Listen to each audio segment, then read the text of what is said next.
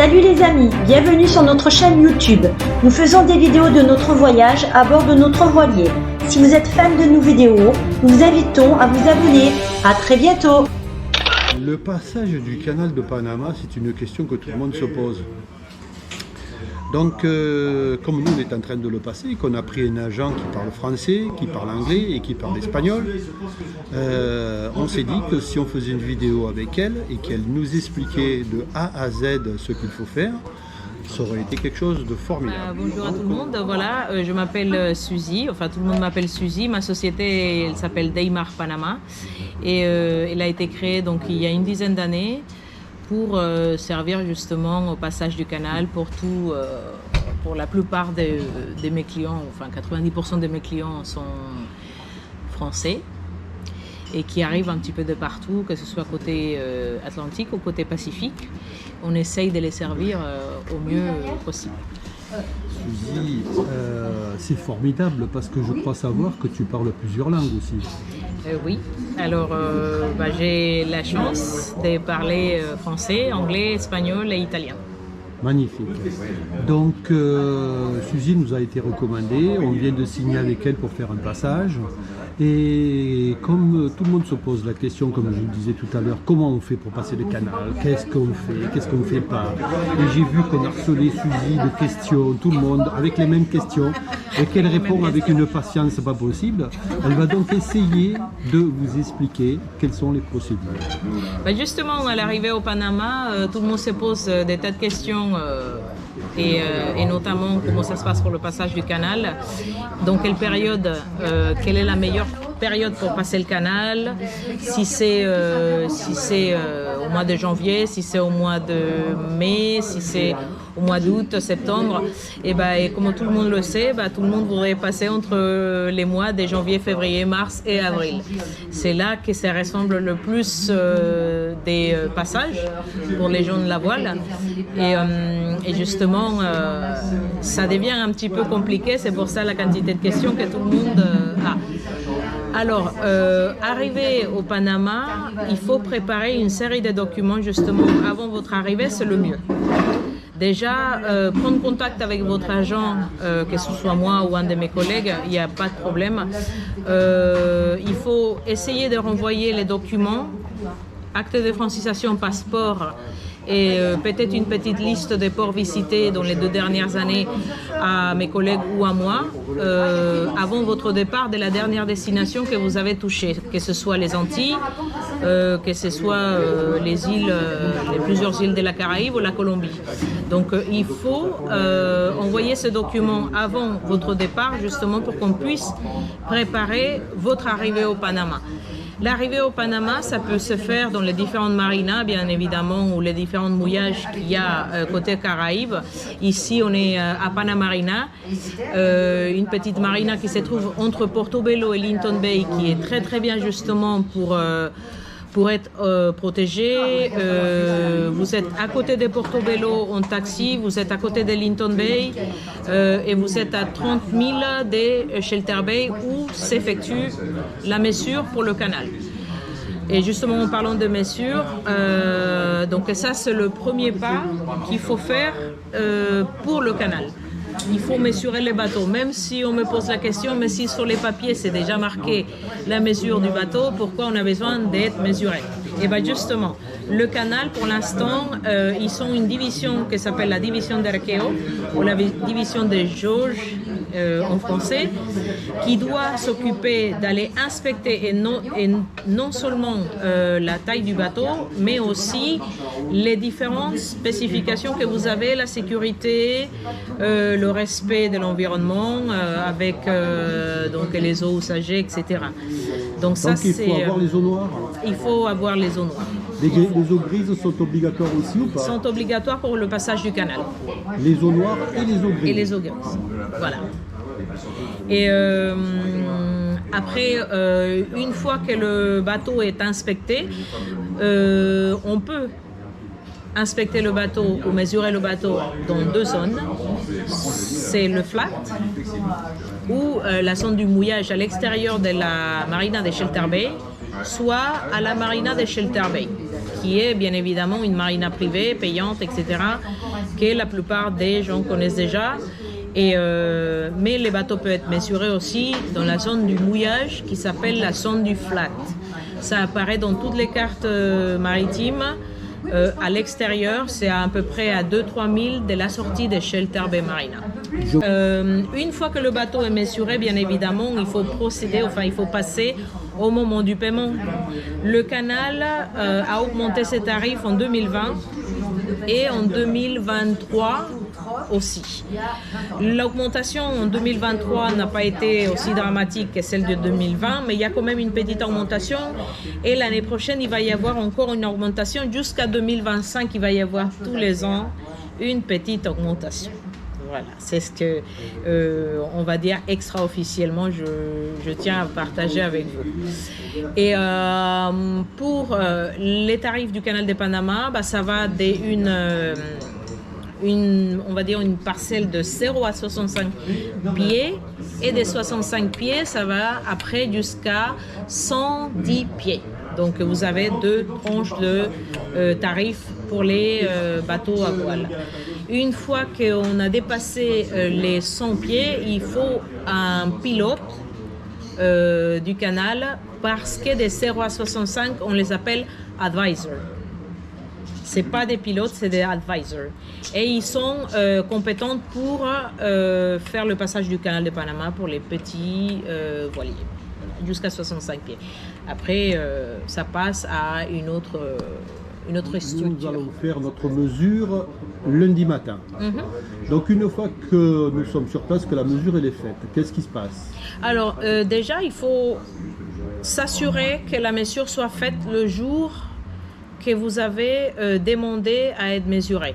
Ces mesures, elles peuvent être réservées, mais il faut toujours confirmer cette mesure à 7 h du matin, le jour de la mesure. Parce que le canal ne réserve pas d'avance ni mesure, ni passage. Ça doit être confirmé avec l'autorité du canal de Panama.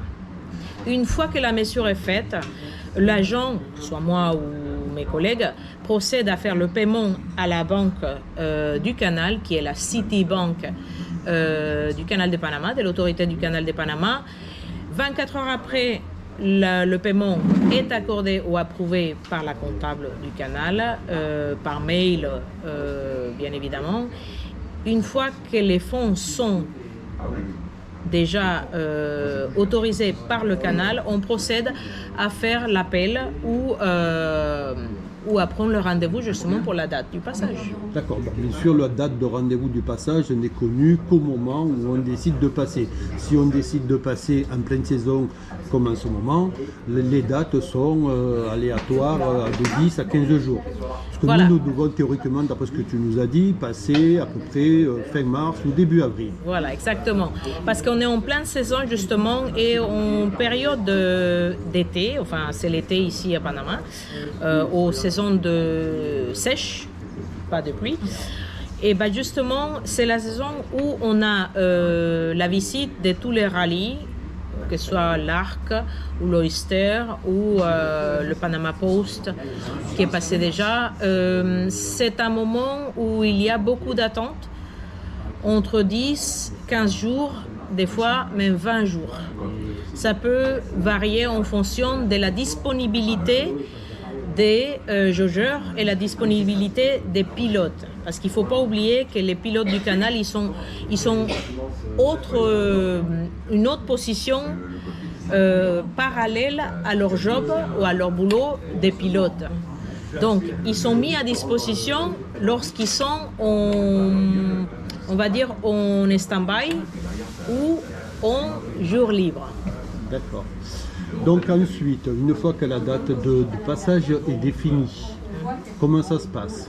Une fois que la date de passage est définie, et si vous avez accordé ou vous avez demandé que la logistique du canal soit prise en compte par votre agent, que ce soit les marins ou handliners, les lignes pour le canal et tout le parabattage, etc. Tout ce que vous avez besoin au moment du passé, le canal, justement, ces jours-là, il faudra vous situer dans la zone du mouillage à l'extérieur de Shelter Bay ou au flat, qui s'appelle, connu comme le flat.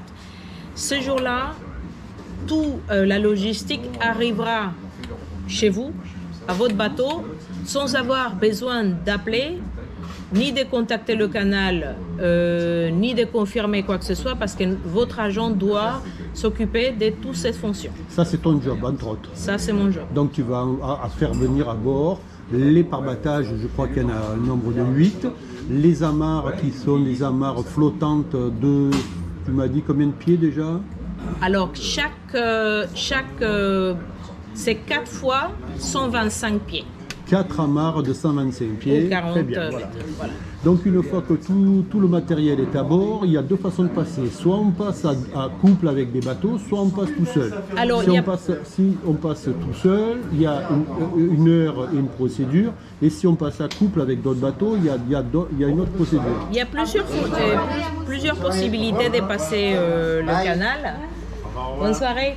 Il y a plusieurs possibilités de passer le canal, alors que vous pouvez demander, mais c'est quand même c'est le canal qui décide votre emplacement dans les écluses à la fin, ou le pilote. Vous pouvez passer soit en 2 jours, ça veut dire que vous commencez un passage le soir à 17h30, la première écluse, vous passez une première écluse qui est celle de Gatun et vous restez une nuit au lac Gatun amarré à une bouée à l'intérieur du lac Gatun. Ça, c'est la première possibilité. Le lendemain, vous commencez à 6h, entre 6h et 8h et vous continuez votre passage dans le lac pendant 6 heures et vous finissez du côté pacifique avec les 2 écluses, Pedro Miguel et Miraflores, à peu près à 17h pour vous dire grosso modo comme ça à quelle heure vous finissez le passage. Ça, c'est le premier cas de figure. Le deuxième cas de figure, c'est passer en one way. Ça veut dire commencer le passage à 4 heures du matin et sans s'arrêter dans le lac, vous passez les 3 écluses et vous finissez à 4 heures de l'après-midi côté Pacifique. Très bien. Donc on embarque tout ce petit monde, le pilote avec, pour la première option. La deuxième option, tout ce petit monde doit être à bord, avec, je suppose, les gilets de sécurité qu'on fournit, que les gilets, ils arrivent avec leur matériel de sécurité. Le pilote arrive avec son matériel. Très bien. Les eyeliners aussi? Non. Non, donc gilet de sécurité. Très bien. Il faut également nourrir tout ce petit monde avec des repas chauds et avoir aussi à disposition des bouteilles d'eau fermées. Alors très important, justement, dans le paiement que vous faites, soit l'agent prend en considération quelque chose qui s'appelle la caution ou le buffer, qui peut payer d'avance pour vous, soit c'est vous que le payez et vous êtes remboursé après.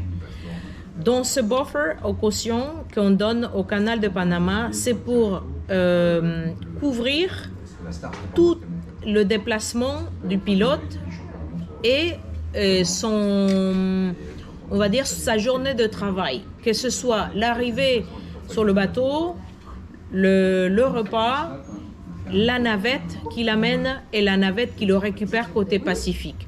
Donc tout ça, c'est compris dans la caution. Il faut nourrir le pilote avec un repas chaud, bien évidemment. C'est, j'ose dire, obligatoire. Et avec, bien évidemment, des bouteilles d'eau scellée, eau potable.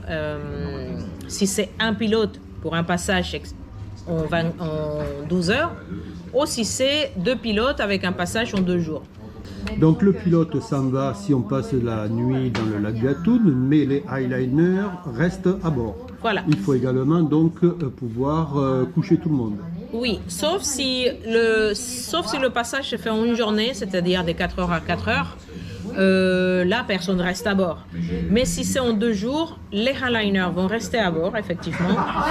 Le pilote, lui, il quitte au lac Gatun. Il descend au lac Gatun, une navette du canal de Panama vient le chercher, il débarque et le lendemain matin, il y a un autre pilote qui arrive. Savoir qu'à bord, il est obligatoire d'être au moins 5 personnes. C'est obligatoire et pour le passage du canal d'avoir une équipe constituée par un skipper ou un capitaine, 4 handliners au marin et le pilote du canal de Panama qui prend le contrôle du bateau mais pas à la barre. Il prend les commandes du bateau sans toucher la barre. Très bien. Donc tout à l'heure tu parlais d'une caution. Donc ça veut dire que si on te prend comme agent, on n'a pas besoin de donner la caution qui est de combien déjà? $1,060. $1,060. Qui couvre justement... Qui couvre les éventuels dégâts. Donc c'est un avantage aussi, je pense, de prendre quelqu'un qui peut s'occuper de toute la paperasse, des eyeliners, des pare-battages, des bouées, et qui prend en charge aussi cette caution. C'est une garantie en fait que l'agent donne à chaque client pour assurer que ce client-là justement respecte et les dispositions que le canal nous donne. Ça veut dire que cette caution, c'est pas une assurance pour nous, pour vous. C'est une assurance pour le canal et pour le pilote. C'est-à-dire que si jamais il y a, on va dire, une panne moteur et que le pilote est à bord, on perd la caution. Il faut savoir qu'il faut avoir un moteur qui marche correctement parce qu'on nous demande de pouvoir naviguer entre 6 et 8 nœuds, je crois. Exactement.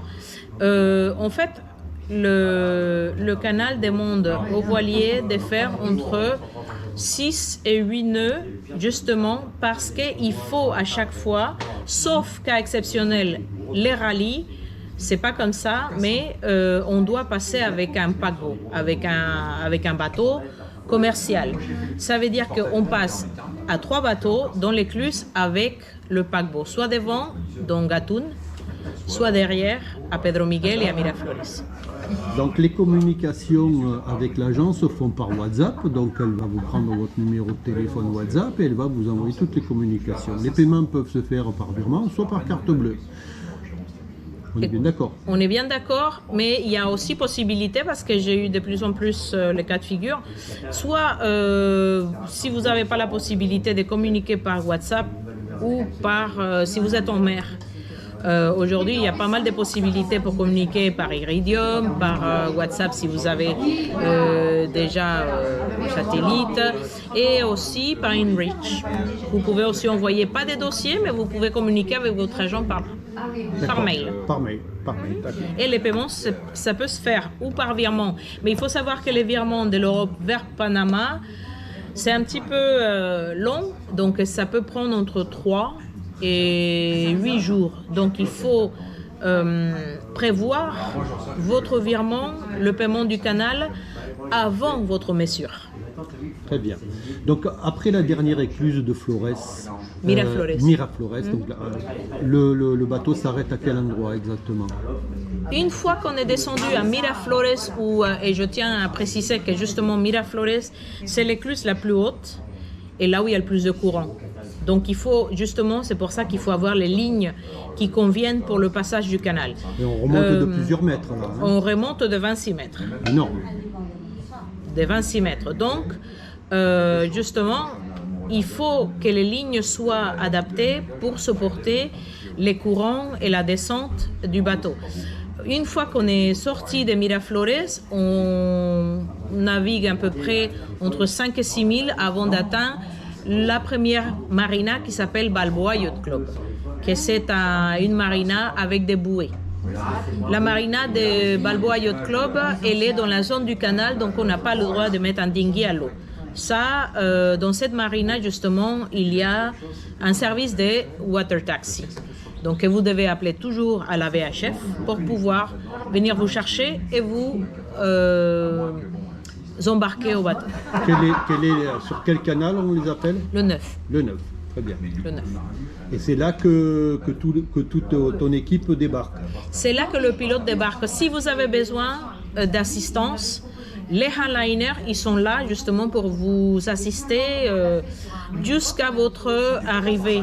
Si vous voulez, ils peuvent continuer avec vous après que le pilote est descendu. Ils peuvent continuer avec vous soit à la prochaine marina qui s'appelle Playita, où il y a une zone de mouillage à l'extérieur, soit à la même marina à l'intérieur, soit vous allez après la péninsule de Causeway à la marina de Flamenco.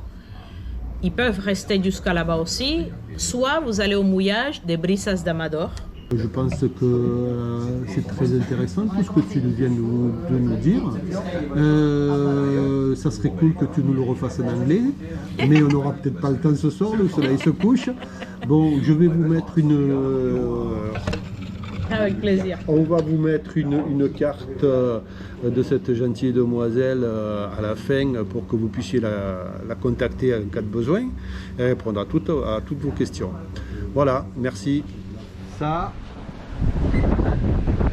c'est l'entrée du canal de Panama. Il y a du monde. L'AIS nous signale les bateaux. On va zigzaguer au milieu des porte-conteneurs, vraquiers, transporteurs de ci, de là, de produits dangereux. Il y a du monde, il y a du monde qui attend devant le canal. Ils sont au mouillage, certains rentrent, certains sortent. Et nous, aujourd'hui, on va rentrer. On est à 2 jours, il nous reste 2 jours et demi pour préparer le bateau à la traversée. Le 3, on passe. Voilà. Ça y est, on est rentré, on approche de la zone de flat. On appelle la zone de flat, c'est la zone où est-ce que nous allons attendre le bateau pilote qui va arriver donc lundi matin. Et où on va charger les amarres, les handliners.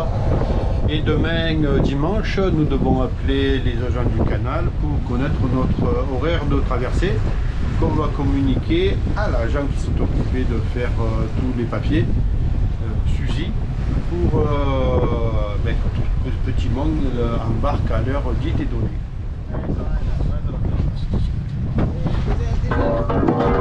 Nous sommes le 2 avril et les handliners, au nombre de 3, sont montés à bord et nous aident à protéger les panneaux solaires pour qu'on puisse passer le canal sans que la touline nous abîme nos panneaux.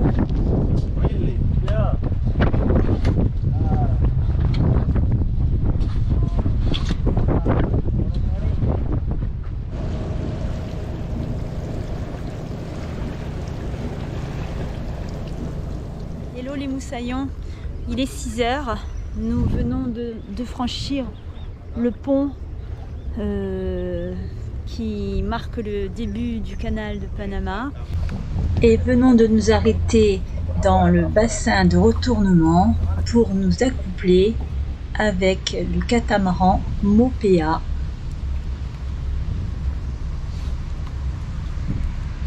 Ça y est,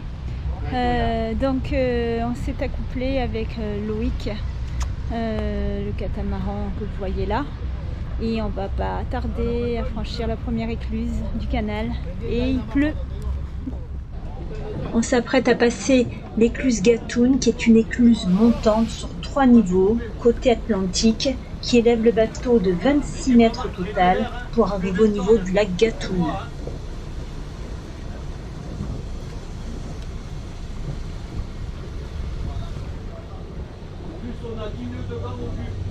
Ça y est, nous franchissons la première écluse.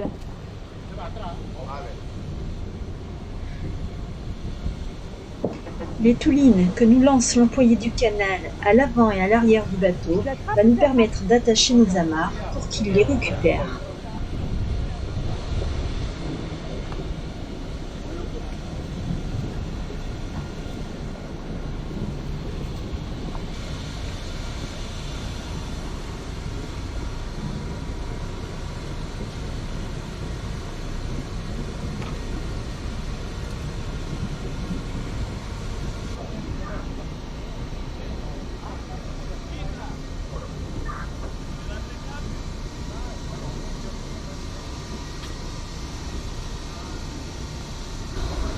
Il est donc 6 h du matin, 6 h 30 pour être précise. C'est un grand jour, nous franchissons la première écluse. Ça fait des frissons.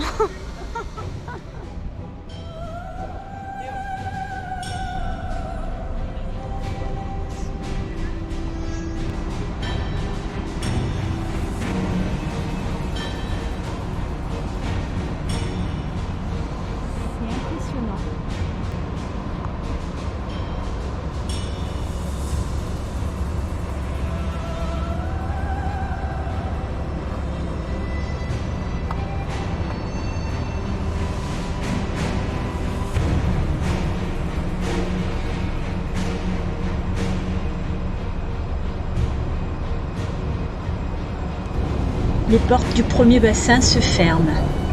Cette écluse est impressionnante avec ses portes qui pèsent 750 tonnes.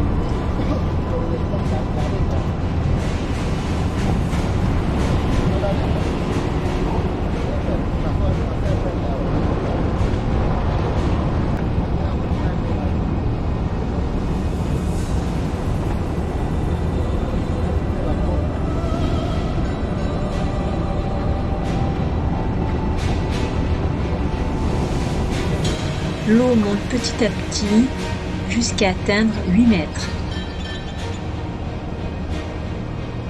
C'est hallucinant, en l'espace de même pas 10 minutes, on est remonté de plusieurs mètres. C'est donc la première écluse là qu'on vient de passer. Et c'est à faire. Derrière, on a le prochain qui attend pour le passage. Au bout de 15 minutes, nous sommes arrivés en haut, on va pouvoir passer.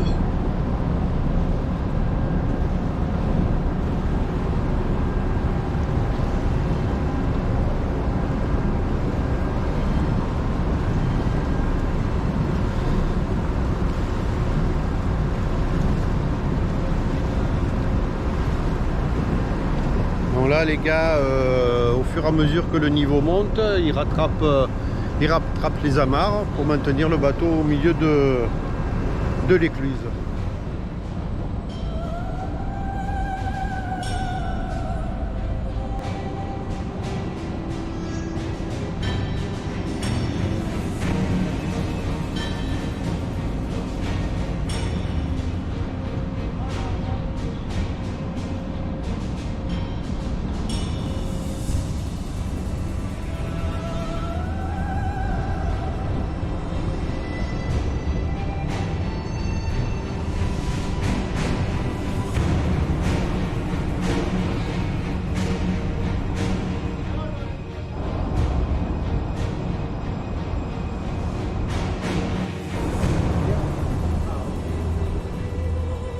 Nous nous dirigeons maintenant vers le troisième bassin pour recommencer la même opération.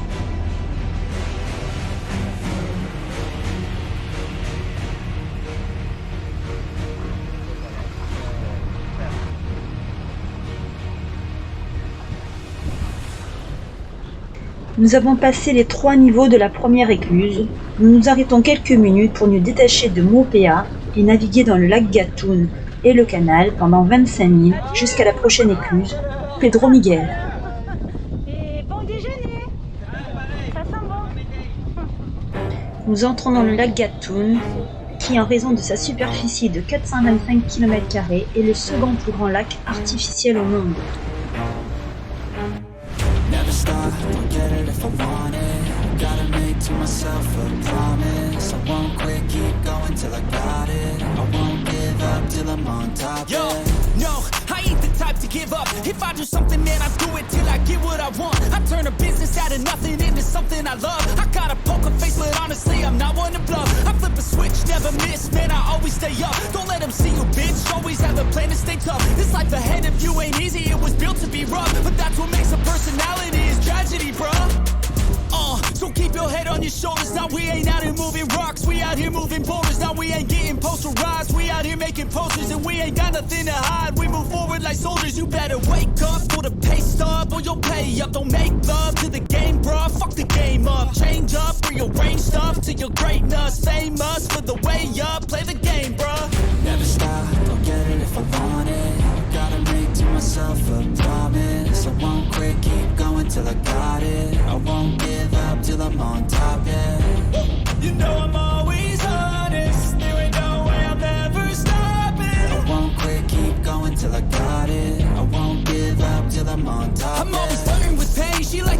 me a meme. I'm always working to change, but she's still lurking the same. I keep on building a dynasty while the haters be trying me, but they hate from inside. You see, hate themselves in society, so I let them speak quietly while my actions speak wider. See, they be hiding in privacy with the screen. Oh, the irony to hate someone who's trying to be whatever they would like to be. We all feel the anxiety, we make our own rivalries. Yo, so where is all the positivity? I feel like we all just hate on everything, it's killing me. Thoughts build quick, causing different possibilities. Negative thoughts will cause different disabilities. So do better, work hard under pressure. If you got no time, work smarter than ever. Don't ever let them tell you that you can't ever say never. And turn your mind into the truest to go-getters. Never stop, I'll get it if I want it. Gotta make to myself a promise. I won't quit, keep going till I got it. I won't give up till I'm on top, yeah. You know I'm always honest. There ain't no way I'm ever stopping. I won't quit, keep going till I got it. I won't give up till I'm on top, yeah.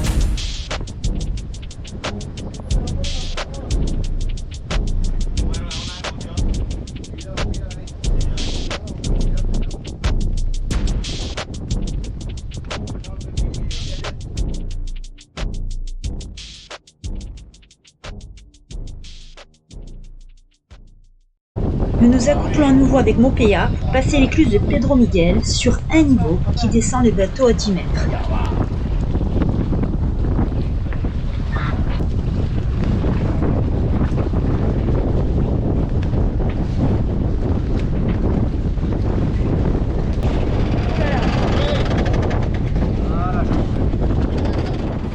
C'est reparti, on rentre dans la seconde écluse.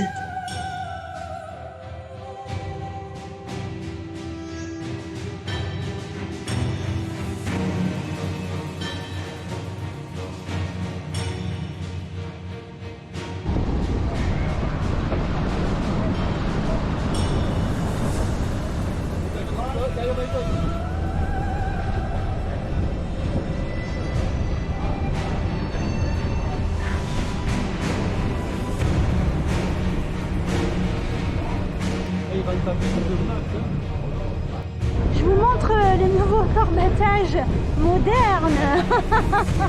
Excellent. Il est 15 h, nous attendons que l'écluse se vide totalement.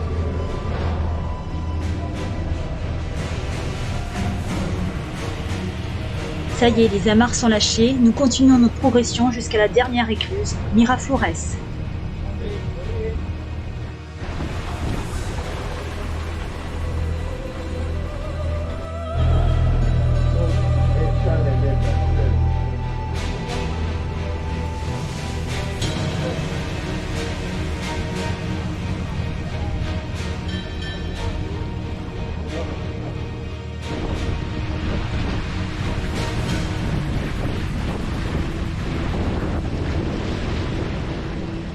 Nous entrons dans l'écluse de Miraflores, connue pour son fort courant.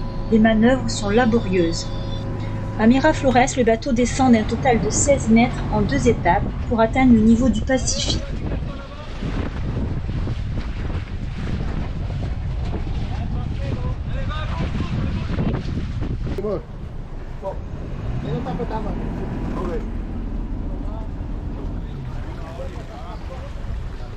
Nous répétons les mêmes opérations que les écluses précédentes.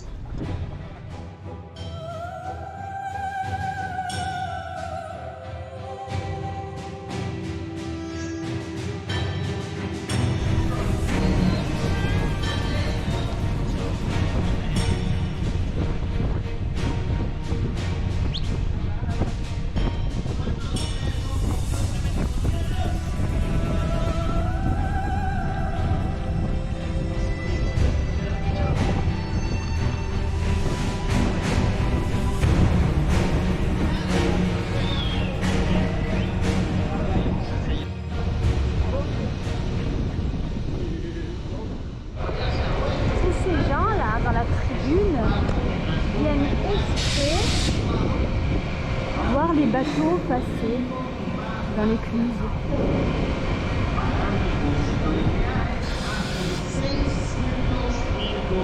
Là, ça y est, l'écluse est en train de se vider. Petit à petit, l'eau descend. On n'arrive plus à visualiser la tribu. C'est parti pour le second niveau.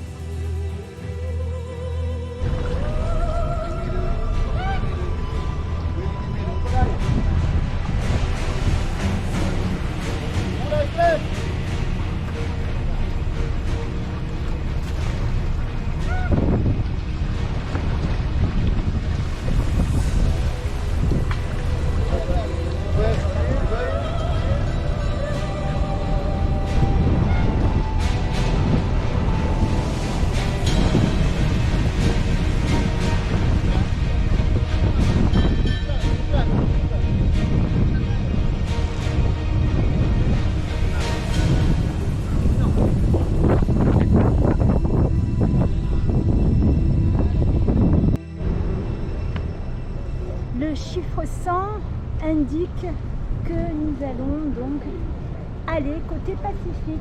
C'est ça, dès qu'on aura dépassé le 100, on est de l'autre côté. Voilà. En gros, quand ils ouvriront la porte, c'est fait.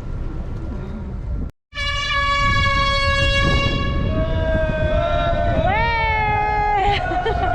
Ça y est, les portes.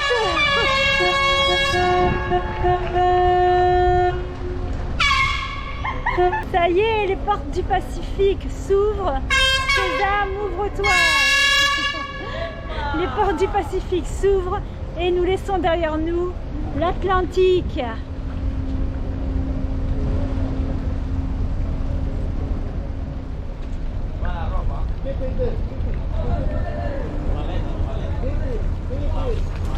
Les amarres sont lâchées, nous sommes libres pour entrer dans le Pacifique.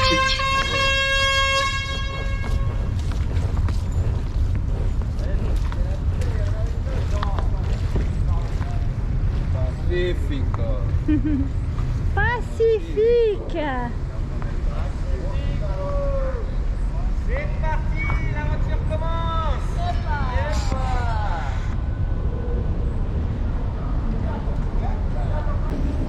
Doudou, Gato, gato. il a fait caca le chat. Ay, aquí está Ari, Aïe, aïe, aïe. Pacifique.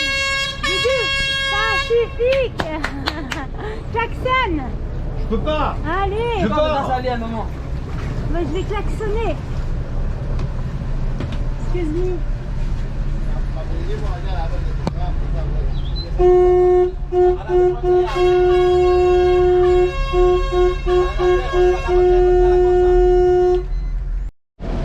Il est 17h26.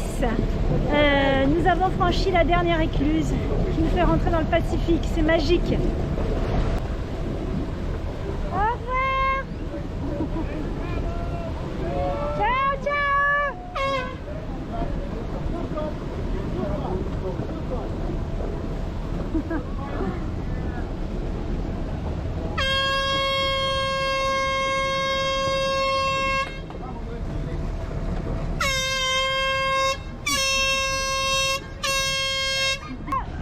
Tu les récupères tous. Au revoir, merci, thank you. C'est ici que l'équipe des onliners nous quitte en montant à bord de Mopéa, qui les déposera un peu plus loin.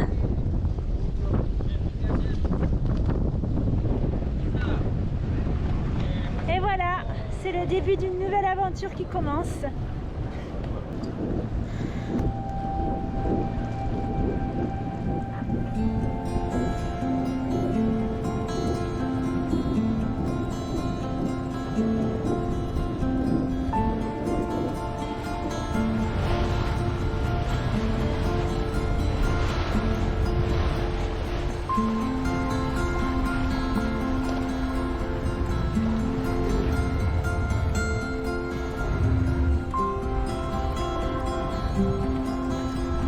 C'est juste après le pont des Amériques que le pilote nous a quittés à bord d'une navette qui est venue le chercher.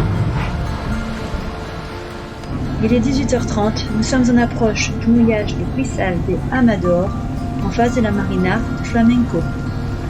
Panama City, ça ressemble à un mélange de Dubaï et de Miami.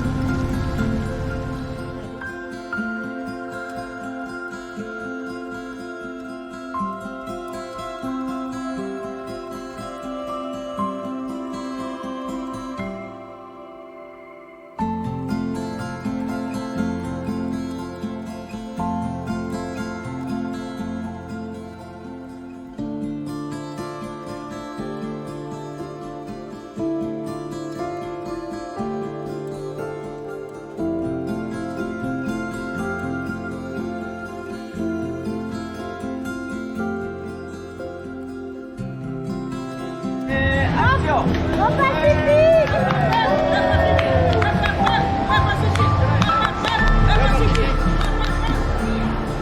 ça y est, nous faisons l'avitaillement. Il y a 4 chariots